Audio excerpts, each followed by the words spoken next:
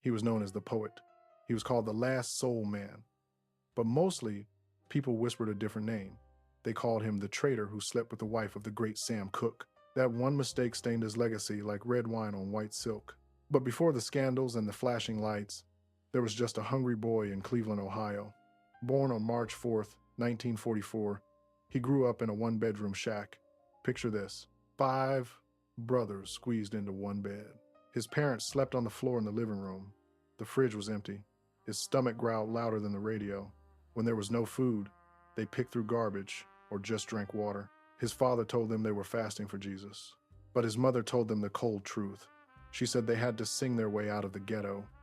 Here is the deal. He was terrified of his father. One day, he broke a string on his dad's prized guitar. He knew a whipping was coming. To save his skin, he flipped that guitar upside down. He played it left-handed. The music didn't just save him. It brought tears to his father's eyes. The boy was Bobby Womack, and his long, hard road was just beginning. Cleveland was cold, but the Womack house was crowded. Picture a family tree with branches that tangled everywhere. On his mother's side, she had 15 brothers and sisters. On his father's side, he had 15 brothers and sisters too. The family reunions looked like small armies, but inside their own home, the world was small. Bobby was the third oldest of 5 boys. They lived in a tiny, one-bedroom shack. The walls were thin. The wind whistled through the cracks. Space was a luxury they could not afford. At night, 5 brothers piled into one bed. They slept head to toe, arms and legs tangled together. They breathed the same stale air. While the boys slept on the mattress, their parents took the floor. They slept on the hard wood in the living room. Poverty wasn't just a word. It was a smell. It was a feeling in the pit of your stomach. They were dirt poor. Some nights, the refrigerator was just a metal box full of air. There was no bread. There was no milk. The boys would walk the alleys. They picked through garbage cans. They looked for anything edible, a half-eaten apple, a stale crust of bread. It was survival. When the food ran out completely, they sat at the table with empty plates. They drank tap water until their bellies felt full. It sloshed around when they walked. Their father, a strict man, tried to give it meaning. He told the boys they were fasting for Jesus. He tried to make the hunger holy, but his mother was different. She looked at her sons with hard eyes. She didn't talk about fasting. She talked about escape. She told Bobby and his brothers the cold truth. She said they had to sing their way out of the ghetto. No one else was coming to save them. Music was the only thing that drowned out the sound of a growling stomach. Their father sang in a gospel group called the Voices of Love. When the men came over to practice, the house shook with harmony. The boys watched from the shadows. They studied every note. They memorized every breath. When the men left, the boys took over. They mocked their father's friends. They imitated the deep bass and the sharp tenor. They stomped their feet on the floorboards. One day, the father came home early. He heard singing. It wasn't the radio. It sounded like his own group, but it was coming from the bedroom. He opened the door. He didn't yell. He stood there and listened. He was impressed. He saw a way out. He decided right then to form a new group. He called them the Womack Brothers. But here's the deal. Bobby was special. He was the favorite son. He was loud. He was bold. He had a fire in him that the others lacked. But his father was a hard man. Discipline came from the end of a belt. One afternoon, Bobby made a mistake. He picked up his father's prized guitar. He played it hard. Asterisk, snap, asterisk. A string broke. The sound echoed like a gunshot in the small house. Bobby froze. He knew a whipping was coming. He couldn't hide the broken string. He had to prove his worth. He had to show his father that the music mattered more than a mistake. He didn't put the guitar down. He flipped it over. He held it upside down. He pressed the strings with his right hand and strummed with his left. It is incredibly hard to play this way. The chords are backward. The strings are in the wrong order. But Bobby played. He made the guitar sing. His father walked in. He saw the broken string. His eyes narrowed. Then he looked at Bobby's hands. He saw the boy playing left-handed. He saw the talent bleeding out of him. The anger melted away. Tears filled the father's eyes. He didn't hit him. He went to the store and bought guitars for all of them. The Womack brothers started to move. They sang in local churches. They traveled the gospel circuit. They opened for legends like the Five Blind Boys. They saw the road. They smelled the diesel fumes of the tour bus. But they were still just kids from the shack. Then a giant came to town. The biggest group in the world was the Soul Stirrers. Their lead singer was a young man named Sam Cooke. This was before the pop hits. This was before You Send Me. But Sam was already a star. He was handsome. He was smooth. When he sang in church, the air changed. Women in the front row screamed. They fell out in the aisles. Tears streamed down their faces. Sam Cooke made gospel feel like romance. He brought the young people back to the church. The old preachers hated it. They said he was mixing the holy with the profane, but the people loved him. Mr. Womack knew this was the chance. He found Sam Cooke. He asked the star to listen to his sons. He asked if the boys could open the show. Sam looked at the Womack brothers. He saw the hunger. He saw the talent. He smiled and said yes. Sam Cooke took a liking to them. He told them to keep singing. He promised to help them. He promised to lift them up. Sam kept his word. He became their mentor. He became their ticket out of the one-bedroom shack. But gravity pulls hardest when you are high up. The Womack brothers looked at Sam Cooke like a savior. They didn't know that this friendship came with a price. They didn't know that the man who saved them would be the reason their family would eventually tear itself apart. The silence in the car on the way home was louder than the applause.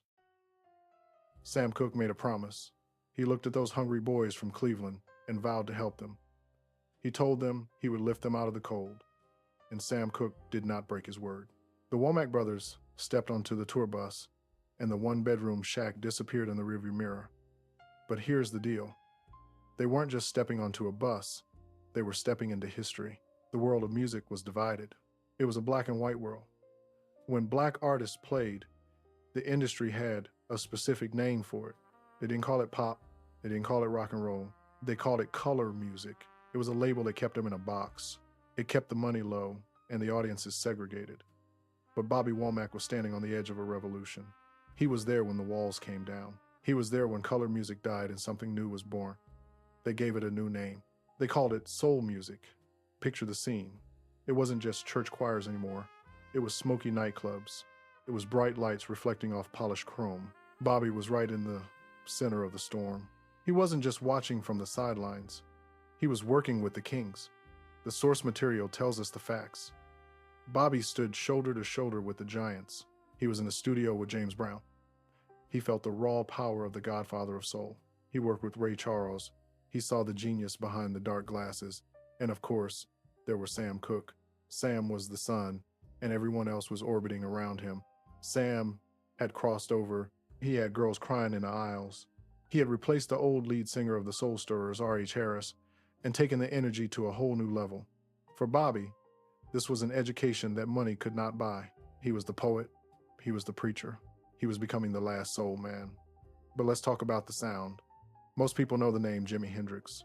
When you think of a left-handed guitar player shredding the strings, you see Jimi in a purple haze. You see him burning a guitar on stage. But history often forgets the pioneers. Bobby Womack was doing it first. Remember the boy who flipped the guitar upside down to avoid a whipping? That boy grew up. He didn't change his style. He perfected it. He played a right-handed guitar with his left hand.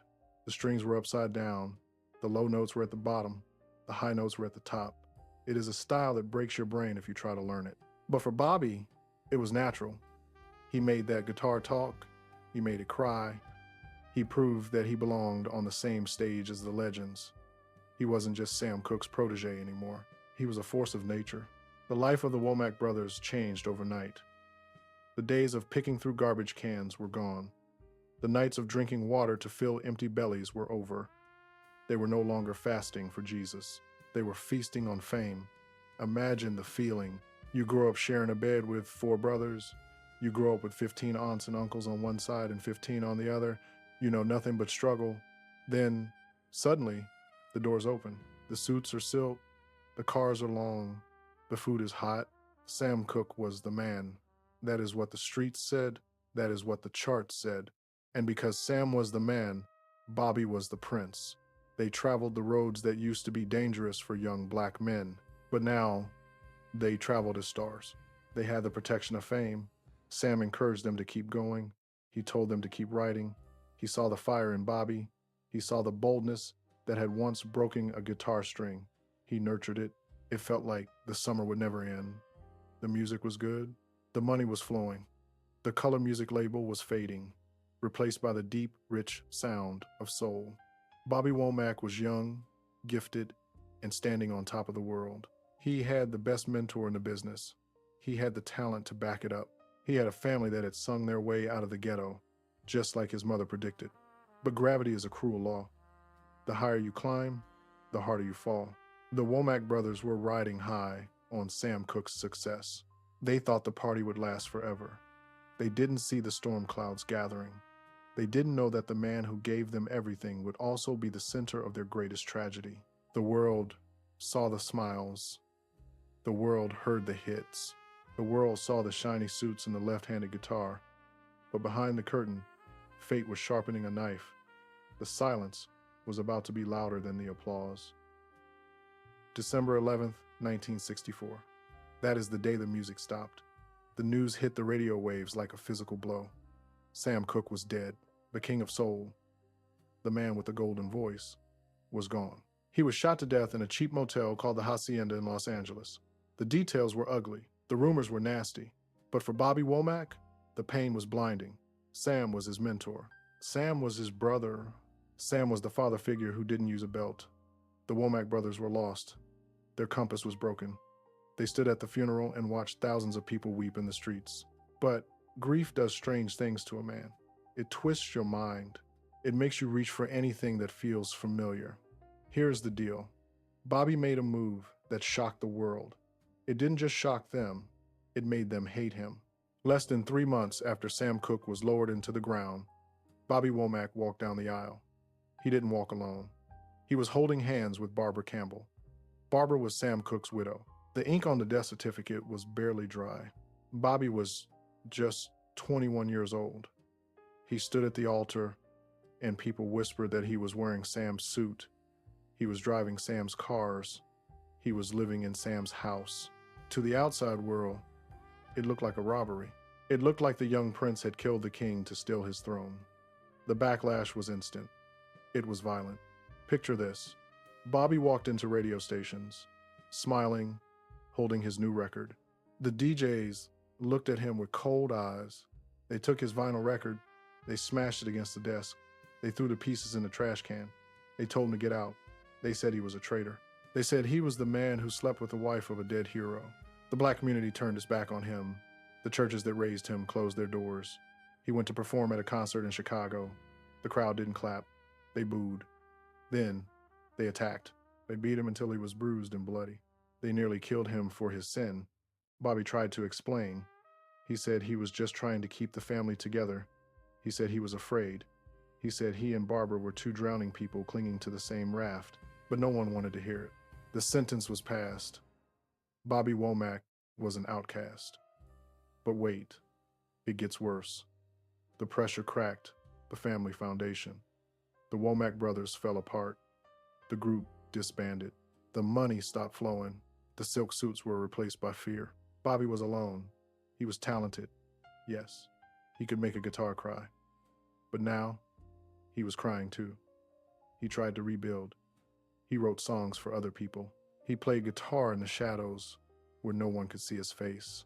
He played on hits for Aretha Franklin. He played for Wilson Pickett. He poured his pain into the strings. The industry used his talent, but they hid his name. Then, tragedy struck inside his own home. Bobby had a brother named Harry. Harry was the sweet one. He sang tenor. He stayed by Bobby's side when the world walked away. Harry was living at Bobby's apartment in Los Angeles. They argued. It was a stupid fight. It was over something small, maybe clothes, maybe jealous words. But the woman went into the kitchen. She grabbed a steak knife. She plunged it into Harry's chest. Bobby wasn't there when it happened. He came home to silence. He found his brother bleeding out on the floor. Harry Womack died right there in the apartment. The loss shattered Bobby into a million pieces. Harry was his link to the past. Harry was the memory of the one-bedroom shack in Cleveland. Now, Harry was gone. The grief was too heavy to carry. The guilt was a stone around his neck. First Sam, then the hatred of the public, now Harry. Bobby needed an escape. He needed to numb the pain. He found a new friend. It was white powder. It was cocaine. The drug didn't judge him. It didn't call him a traitor. It made the voices stop. It made the guilt fade away for a few hours. Bobby dove headfirst into addiction. He partied for days without sleeping. He spent money as fast as he made it. He surrounded himself with people who didn't care about his soul, only his fame. His health began to fail. His vision blurred. His memory slipped. The poet, who could write a song about the deepest human emotions, could barely hold a pen. He was running from ghosts. He was running from the shadow of Sam Cooke. He was running from the blood on his apartment floor. The fall was long. It was dark. The boy who played the guitar upside down was now living life upside down. He had fame, but no respect. He had money, but no peace. He had a wife, but she belonged to a ghost. Bobby Womack was screaming for help, but the music was too loud. No one was listening. The silence in his heart was louder than the applause he used to hear, and the bottom was still a long way down. The wedding photos did not look like a celebration. They looked like evidence. Picture the scene. It was 1965. The grave of Sam Cooke was still fresh. The dirt had not even settled. Yet, there stood Bobby Womack. He was wearing a silk suit that looked just like Sam's. He was driving a car that used to belong to Sam. And he was holding hands with Barbara Campbell, the woman who was Sam's wife just 3 months before. The public reaction was not just anger, it was hatred. Here is the deal. In the eyes of the world, Bobby was a villain. The newspapers painted him as a traitor. They said he was a young opportunist who stepped over a dead body to get the girl and the money. The black community felt betrayed. Sam Cooke was royalty. You do not touch the queen when the king dies. The radio DJs screamed into their microphones. They took Bobby's records and smashed them live on air. The sound of cracking vinyl was the soundtrack of his life. They threw the pieces in the trash. They told their listeners that Bobby Womack was canceled. But the media missed the other side of the story. They didn't see the fear. Bobby wasn't a master villain. He was a kid. He was 21 years old. He told anyone who would listen that he was scared. He said he married Barbara to protect her. He said he was trying to keep the family together because he feared the Womack brothers would starve without Sam. He was a drowning man grabbing onto the only raft he saw. But the streets did not care about his reasons. They only saw the disrespect. The hypocrisy of fame is a cold thing. The same people who cheered for his guitar playing now wanted to hurt him. He went to Chicago for a concert. He thought the music would save him. He was wrong. The crowd didn't clap. They attacked. They pulled him off the stage. They beat him until he was bloody. They tried to choke him out. He barely escaped with his life. The doors of the industry slammed shut. The Womack brothers were finished. No reputable manager would touch him. No label wanted to put his face on a cover. So, Bobby Womack became a ghost. This is the part of the story that most people forget. The world hated the man, but they needed his fingers. Bobby went underground. He traveled to Memphis. He went to Muscle Shoals. He became a session musician. He sat in the back of the studio, far away from the cameras. He played guitar for the biggest names in the world. He wrote songs for Wilson Pickett. He played on sessions for Aretha Franklin. When you hear those classic soul hits from the late 60s, you are often hearing the ghost of Bobby Womack. The industry was happy to use his talent to make money, as long as they didn't have to say his name. But money cannot cure a cursed heart. While he played in the shadows, his personal life turned into a horror movie. The marriage to Barbara was a disaster. It was built on grief and guilt. Arguments shook the walls. Then came the ultimate tragedy. His brother Harry was killed in Bobby's own apartment. The violence had followed him home. This was the moment the silence broke him. Bobby couldn't handle the memories. He couldn't handle the face of his dead brother or the ghost of Sam Cooke looking over his shoulder. So he found a new way to cope. He didn't turn to the church. He turned to cocaine. The drug was the only thing that made the noise stop. It numbed the pain of being the most hated man in soul music. For years, he floated in a haze of white powder. He wrecked cars. He lost money. He burned bridges. The public thought justice had been served. They saw a washed-up junkie. They saw a man who paid the price for his sin. They thought Bobby Womack was over. They thought the poet had written his last line. But gravity works both ways. It pulls you down, but it also gives you a place to push off from. Bobby Womack was down, but he was not dead. And in the darkness of his addiction, a new sound was beginning to form. A sound that was rougher, deeper, and more painful than anything he had played before. The traitor was about to become a legend, but he had to survive the night first. Bobby Womack was a survivor. The industry tried to bury him. The public tried to silence him. The drugs tried to kill him. But the boy from Cleveland refused to stay down. Here is the deal. You can hate the man, but you cannot deny the music. Bobby clawed his way back from the edge of the cliff. In the 1980s, he released an album simply called The Poet. It was a masterpiece. His voice had changed. It was no longer the smooth, young tenor that charmed Sam Cooke. It was raspy. It was deep. It sounded like gravel mixing with honey. It was the sound of a man who had seen the bottom of the bottle and lived to tell the tale. He proved that pain is the best fuel for art. He became known as the last soul man. While other stars from his era faded away or passed on, Bobby kept working. He refused to become a museum piece. Near the end of his life, he worked with the band Gorillaz. He stood on big stages in front of thousands of kids who were not even born when Sam Cooke died. He showed a whole new generation what real soul looked like. But his legacy is complicated. When people say the name Bobby Womack, two things happen. Some people shake their heads. They remember the betrayal. They remember the marriage to Barbara Campbell less than 3 months after the funeral. They remember the chaos and the headlines. But other people close their eyes. They hear the opening chords of If You Think You're Lonely Now. They feel the raw honesty of Across 110th Street. They remember the guitar player who flipped the instrument upside down and made it cry. He was a man of contradictions. He was a preacher who sinned. He was a poet who could not find the right words to save his family. He was a genius who made terrible choices. But through it all, he was honest. He put every mistake, every regret, and every tear into his strings. He died in 2014. He left behind a catalog of music that defined an era. He showed us that you can fall from grace and still land on your feet. He proved that redemption isn't given to you by a judge or a newspaper. You have to earn it, note by note. Some stories end without closure, but dignity doesn't need applause. So, what do you think? When you hear his name, do you remember the scandal or do you remember the songs? Did Bobby Womack earn his forgiveness? Tell us your favorite track in the comments below. We want to hear from you.